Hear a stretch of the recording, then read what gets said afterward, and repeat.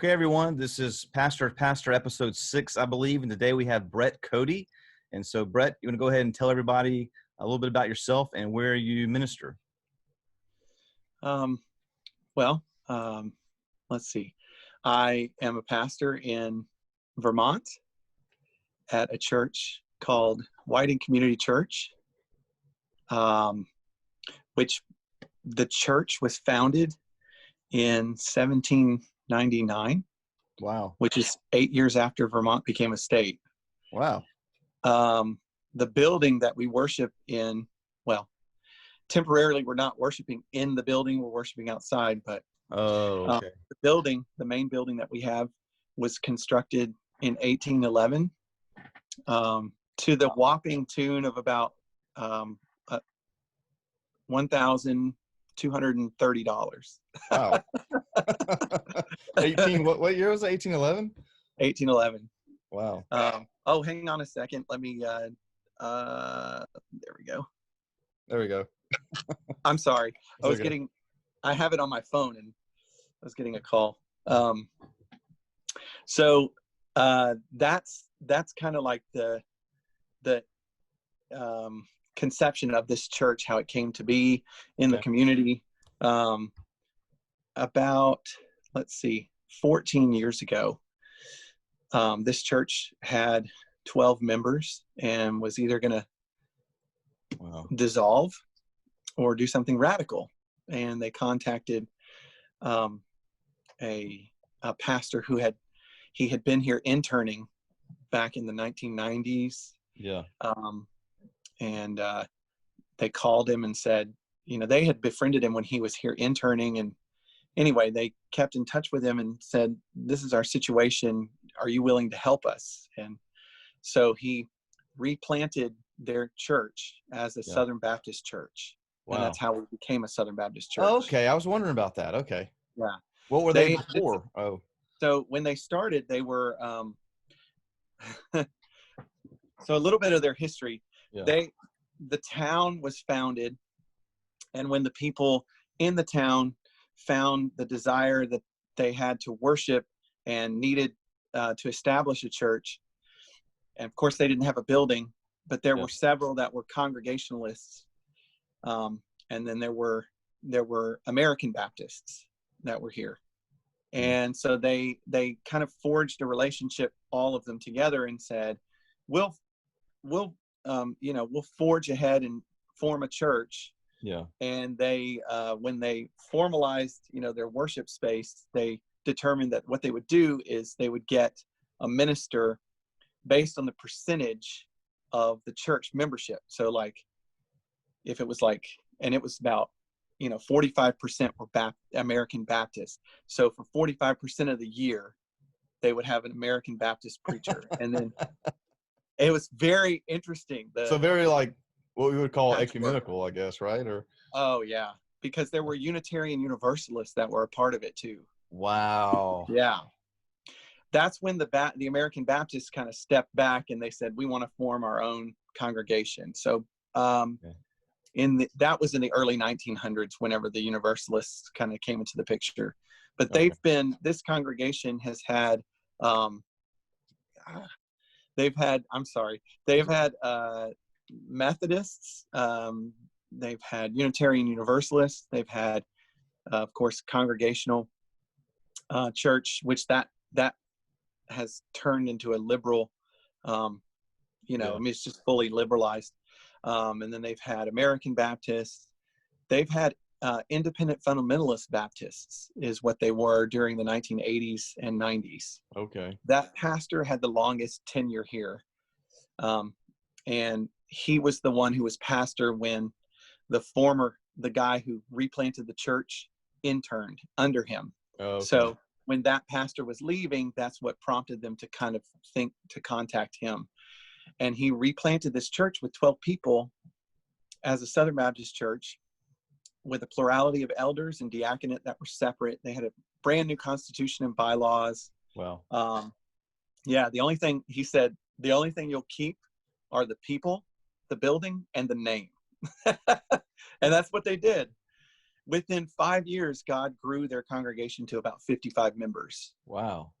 So in 2013, I was pastoring a church in North Carolina. Okay. I had begun pastoring that church in 2011. So I was there like 3 years. Okay. It was a, what would you call it? A tempest pastorate. It was a challenging pastoral ministry. Yeah. To say the least. And this church had grown. This church, Whiting Community Church, meanwhile, had been really seeing huge strides in evangelism. They had an influx of new believers. And he was really pouring into those new believers, really evangelizing the community. Mm-hmm. God was blessing them. And he experienced a call back to missions, to church plant in Saipan. Wow.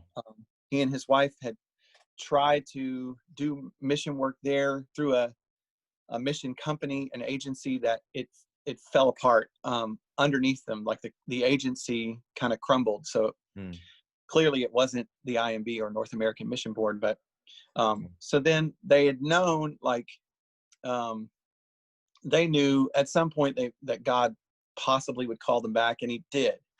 So they announced to their church in 2013, in July, that they were going to be going on the mission field.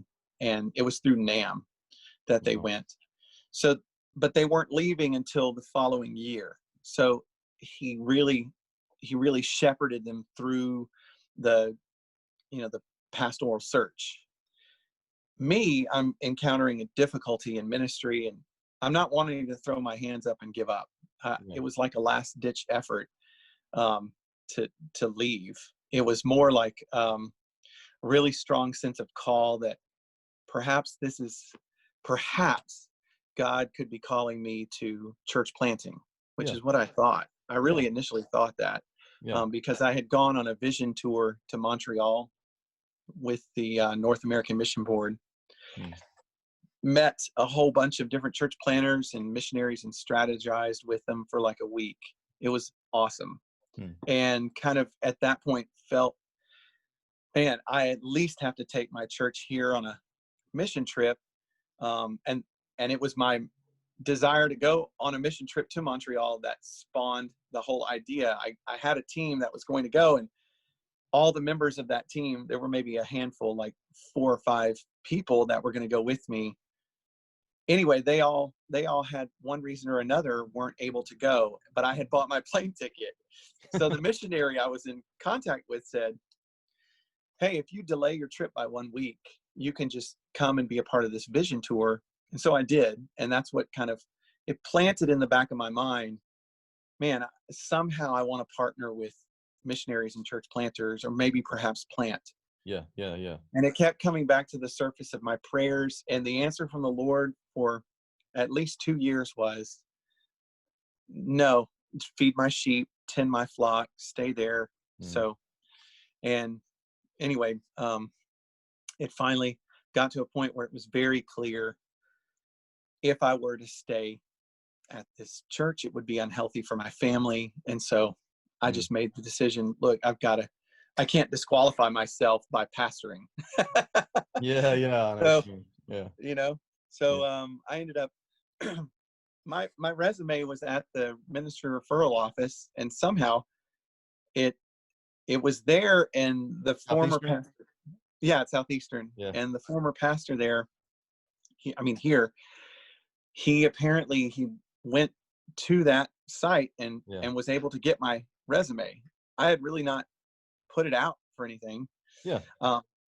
But so he called me out of the blue, and our first conversation was about an hour. I mean, it was really, really good chemistry. Just everything was meshing. Our ideologies were sound, right there together. And I told him, well, honestly, I started really putting out my resume just to see where God would lead.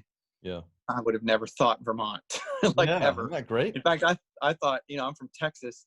Perhaps this is God allowing me to move, closer to my parents.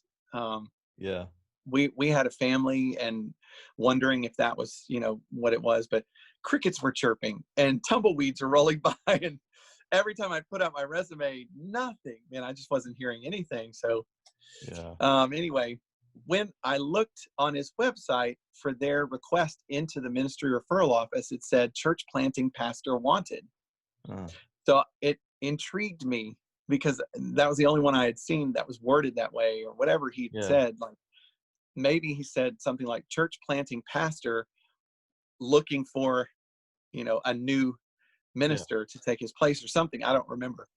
But so anyway, that's what got the ball rolling. And then in 2014, I came up here in view of a call and just absolutely fell in love with the people. That's great. And it was a perfect fit. So he left to go plant a church in Saipan with his family May 1st of 2014. And I arrived and started. My first Sunday was May 18th. Wow. So would you consider yourself, it kind of stuff, I guess your role, 7 years now, or 6 years is, I guess, established. But when you went into your role, did you view yourself more as a church planner, or more like a revitalizer, or more of like just a pastor? I mean, what was your mindset? Yeah. Really quickly, my mindset was shaped by the congregation here. Okay. When I was interviewing, and the day you go and preach in view of a call, they'll put you on a hot seat, So yeah. There I am, and one of the members of the church kind of hollered out, does he realize that he's coming to a mission field? And I kind of gave a deer in the headlight look, like, I hope so. Is what I said. I hope I realize that, because I preached the Great Commission. That's really good. My sermon was on the Great Commission. So, and what we mean by that, what does that mean for us? And there's so much in that statement that guy said that, not reflecting on him, but reflecting on the culture of Christianity in general. Like, we don't really want a mission field, essentially, right? Yeah. There's a lot of this, what makes me think a lot of churches or pastors, they don't even view that as a situation. That's really funny. Yeah. And you're like, so I was clear in my sermon, like, I'm coming to be on mission with you. Yeah. And then the guy asking me that was like, okay, they get it. They're just stepping up the ante, Yeah. That's what I mean. That's like, that's great. They're like, let's make sure that, you're not. I love this church for that. They are always, man, it's just been a blessing. So, and you got to remember, this is a church of, we have about 60 members. So there's been ebb and flow. People have moved away. We've gained new membership. Yeah. People have waned in attendance, and we've addressed that. And had to remove them from membership. Just, they weren't interested, or whatever the case may be. It's like, look, we're on mission. So be with us, or, and it's not a mean-spirited thing. In fact, Vermonters are very blunt and forward, and at times they can be passive aggressive, but by and large, they're going to be honest with you if you ask them. And so that's another cultural difference from the South. So let me kind of parse out some cultural differences that are glaring. That'd be great. I was going to ask you, there's some differences with the mission field. Yeah.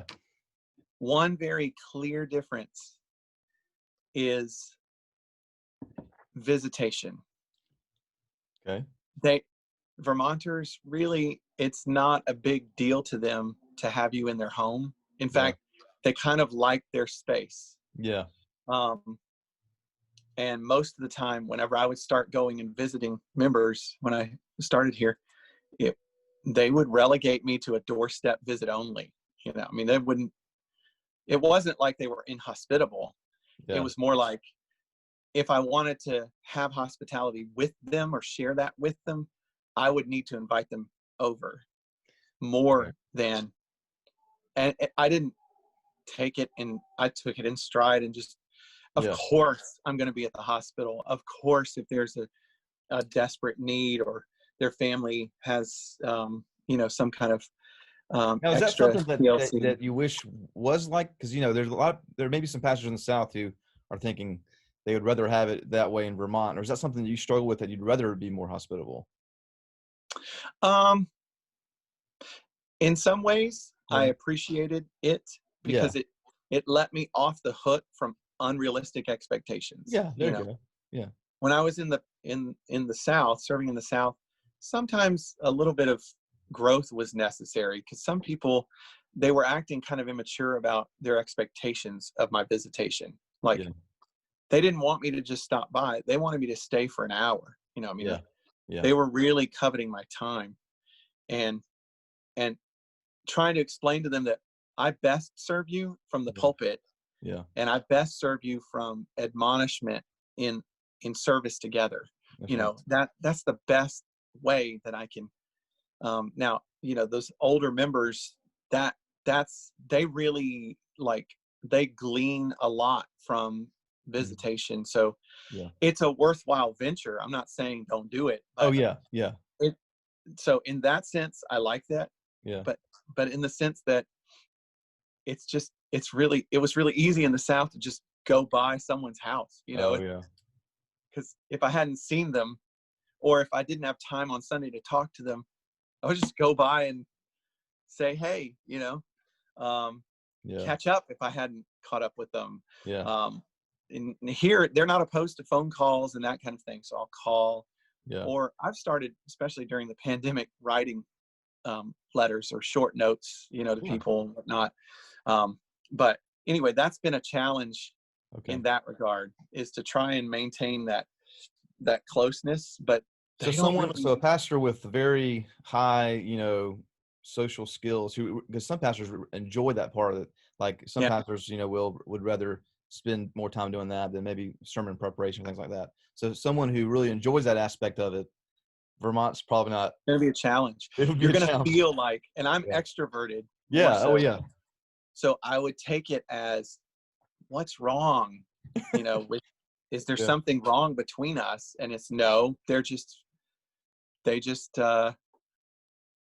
they treasure their space. They Yeah. like that. And Yeah. they would, and so Sunday and Wednesdays are really, what it does do is it amps up how much you feel that they're investing in you when they're here, because there's not a church on every corner.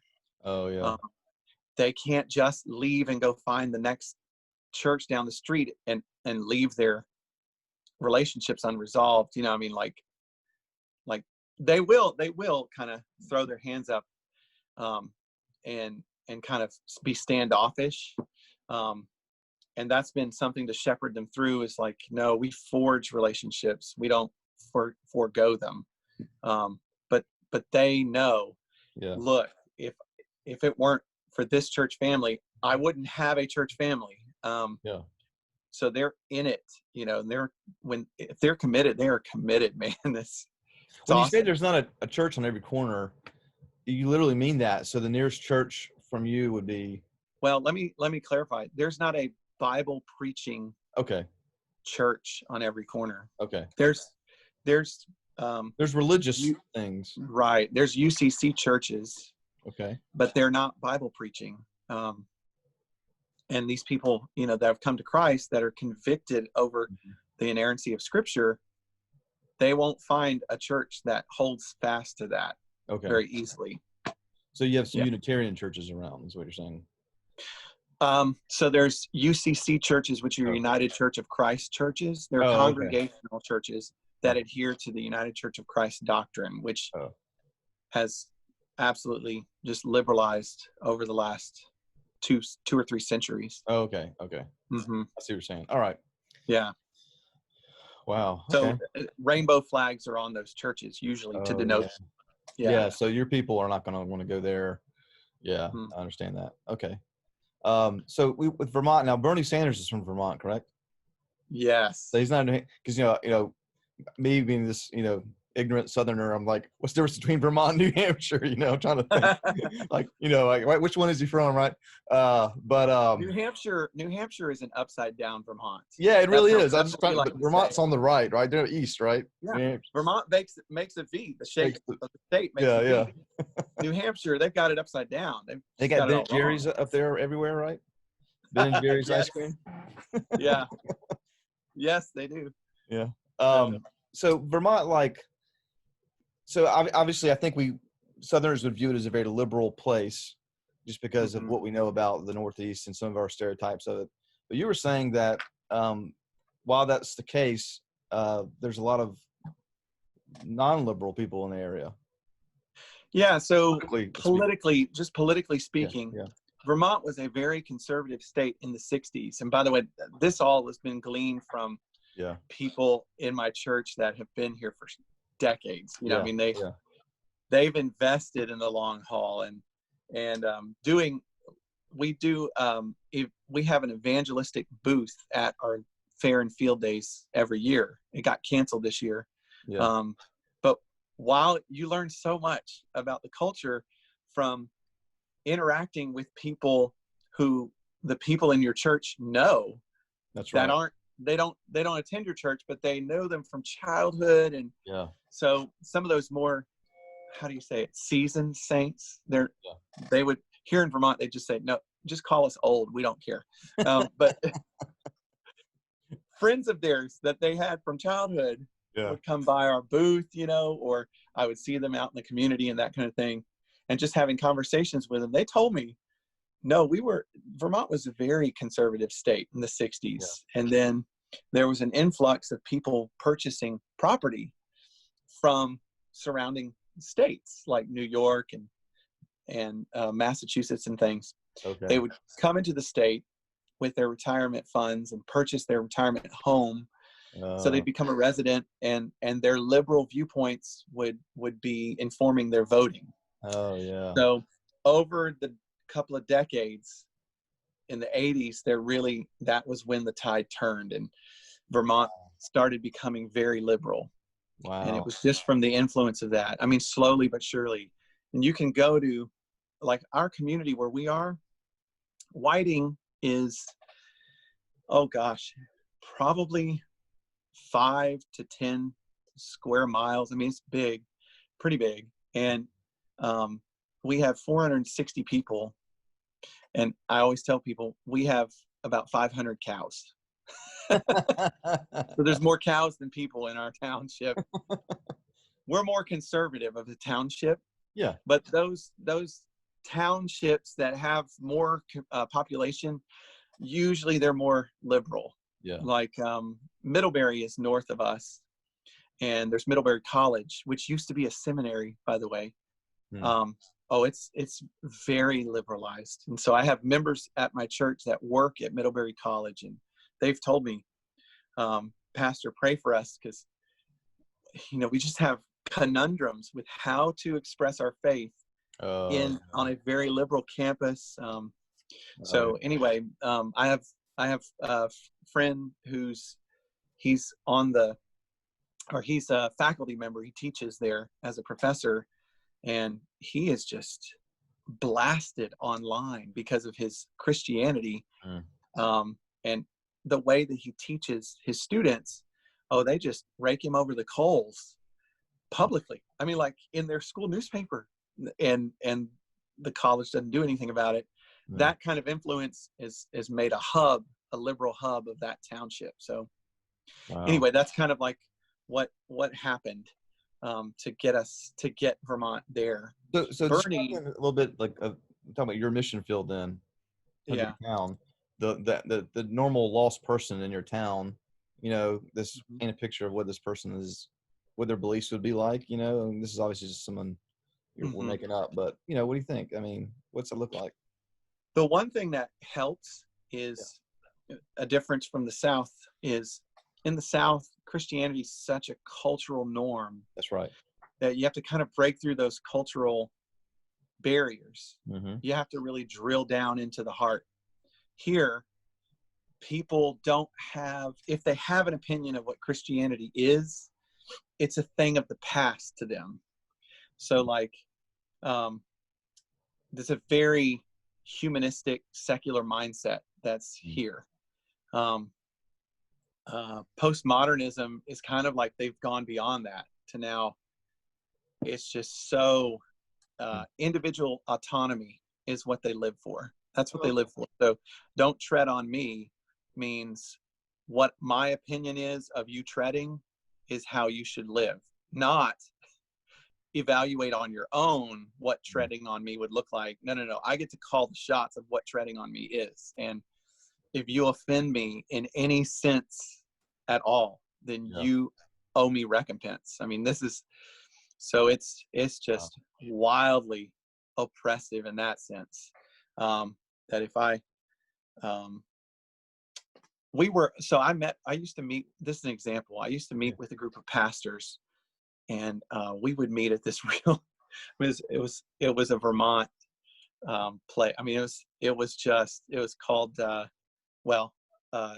it was just, they had their own sugar house where they would make their own maple syrup on site. Wow. I mean, it was a true Vermont place to eat.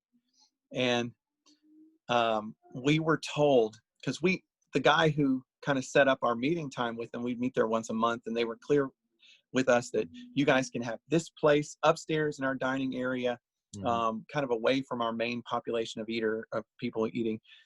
They told him that they would prefer that we not meet the day that we were scheduled, because there was going to be a school coming to tour their sugar house, and they were afraid that the school kids would overhear our conversation about God. Man. So we ended up leaving and going to a different restaurant altogether. Yeah. But even there, it's like, that's kind of an example of what it's like. They want to offend somebody, they'll be offended if they hear about God, because God says this is how you live. Yeah. This is what I require of you. Yeah, it oppresses it. Yeah. It goes against my individual autonomy, and so it's not good for me. So you can't force that on me. Well, I'm not forcing it on you. You just happen to be in earshot, It's right. And that's but interesting. Wow. So that's why our membership huddles really close, and we draw really near to one another, and really do the hard work of maintaining reconciliation. Initially, when the church was replanted, there's a lot of influence of Catholic influence. So that's another nuance of people's misunderstanding of the church, is they think the church is either a very liberal group of people that they don't really stand for anything, so they fall for everything. So, well, I don't want to be a part of that, or more of a Catholic understanding of, in order to get to heaven, I have to earn it by XYZ number of sacraments or whatever. Yeah. We have a lot of former Catholics that are members of our church. Yeah. And the Northeast Kingdom was mainly populated by French Canadians that would move down into Vermont. And so they brought their Catholicism with them. So because your nearest big city is probably Montreal, right? Yes. Yeah. In fact, that's another side to my calling here was, when I came, we've partnered with church planters in Montreal. Yeah. And helped. We've gone up there for mission trips and things. That was one thing I told them when I come, look, we're going to partner with other churches. You guys are going to be on mission. You're not just going to be on mission here. Yeah. So we've partnered with church plants in Boston or in Montreal, that's great. And different things like that. But that partnering with them helped us to the light switch flip for some of my people when they were there, and hearing the church planter from Montreal talk about the difficulty of breaking through that Catholicism barrier. And they were like, no joke, because that's exactly what it's like for us to minister to our family members, our extended family that are still Catholic. So Catholicism from Montreal carries with it this mystical vibe. Like they really think that if they do stuff that earns them heaven, or they have to do it in a certain way, and it's very mystical. So when they first replanted, they would offer communion only once a month, and they would do it on a Wednesday night. And it was good, because it would intentionally because then he could take pastoral care in explaining to the people this does not get you saved. Yeah. And it's something that in the South at a Baptist church, I don't know, there might be more of a cultural understanding of that this doesn't save you. That's right. But here, that was a big deal for a lot of the influx of new members, was to explain to them, you're not taking communion because you want to be saved. You are his child, and this is the special ordinance. That's right. That he instituted for you to have fellowship with him in such a unique way. So, yeah, I would almost think that you'd have to not use the phrase sacrament, because they're going to think, and I know some Presbyterians and other denominations will use that phrase, but I think what you're saying is, and I would be the same way, this is an ordinance, and that differentiates. You're not getting grace through this, any saving grace. Yeah. Yeah. We explain it in our membership class that it's an ordinance. Probably helpful in that, especially where you're at. Even I intentionally, from time to time, I'll do stuff like I'll say the word Eucharist because it means Thanksgiving. That's right. And I'll say, listen, that's something the Catholics have right. This is to be grateful for. Yeah. But it doesn't save you. So that's right. They may be grateful because they think it saves you. We're grateful because you're saved. And every time you eat it and drink this cup, you proclaim the Lord's death until he comes. That means there's a call to evangelism that's built into this. So awesome. Yeah, it's kind of a neat thing. Now we do communion twice a month. And we do it on a Sunday morning. Yeah. What advice would you have for maybe some young pastors who are graduating or who are thinking about going, maybe not even young, maybe people going into ministry or whatever, who are thinking about either planning a church or being kind of like revitalizing pastor like you are somewhere in the Northeast or just anywhere outside the South? Just advice that you would give them about expectations and how to, because there's going to be times of discouragement, right? And in any ministry position, just what would you tell somebody? So I began my 7th year in May. Yeah, that's great. And in a lot of ways, I feel like I'm just beginning here. Yeah. So my advice to any to be pastor or church planter, that kind of thing, whether you're going to a church that's been established or not, you need time just to exegete for yourself the culture of the church. Good. And that changes based on the membership ebb and flow. Like even like when I first started, the church, it has nuances of difference that it didn't have then. So I'm constantly taking time just to discern and think and ask God for discernment a lot about what's our immediate needs? Are there any pressing needs? And what is our long-term needs? So the elders and I, we sat down and I just asked probably 3 or 4 years ago, is it true to say that every member of our church could explain the entire story of the Bible from cover to cover, give a synopsis, or to give us that rubric of creation, fall, redemption, new creation? Could they pin up different texts of scripture on those different parts of that? And the answer was no. We have so many new believers that need to be shepherded.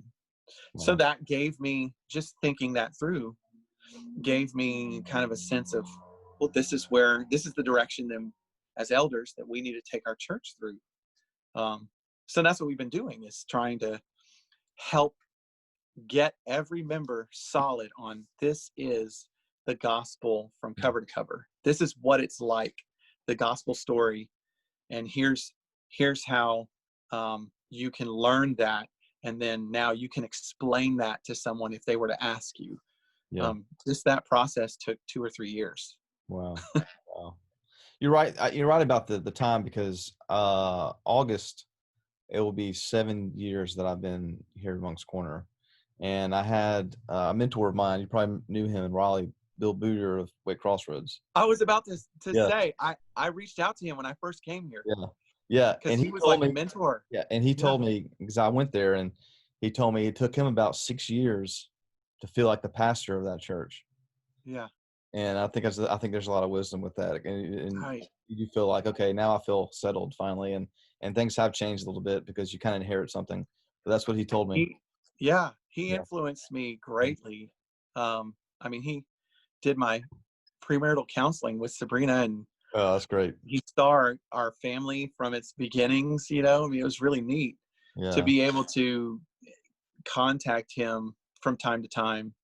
that's awesome. Um, yeah. So asking him before I even arrived here, knowing the call was there, Yeah, and he said, "You're going to need some time to get to learn who are those key players in the membership, yep, and what's the main culture of that church, and those things just take time." I remember thinking, like, my third year here, there is so much to do. And I was here for 3 years already. And I was like, we have so much to do. And yeah, I thought I would run out of things to do. I thought that. And then, yeah, but it was that is his admonishment over the years yeah, of asking, and he even told me that was what I was going to say earlier was yeah, when I asked him in his office, once I asked to meet with him when I yeah, was still in seminary, yeah. and he said, don't underestimate how much time you need for thinking. A pastor just needs time to think. That's good. Absolutely. And he's so true. Yeah, Um, yeah.